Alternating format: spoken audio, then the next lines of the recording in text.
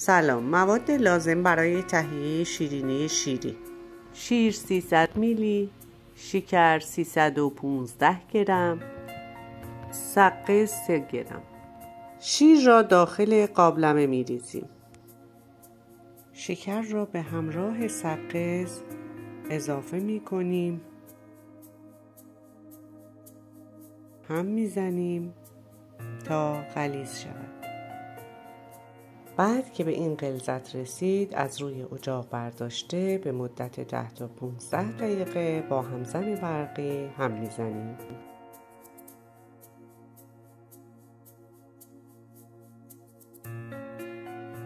بعد از اینکه مایه شیرینی به این صورت در اومد،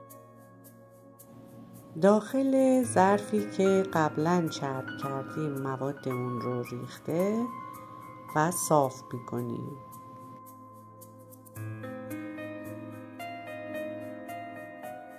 در آخر به دلخواه تزیین کرده و برش میزنیم.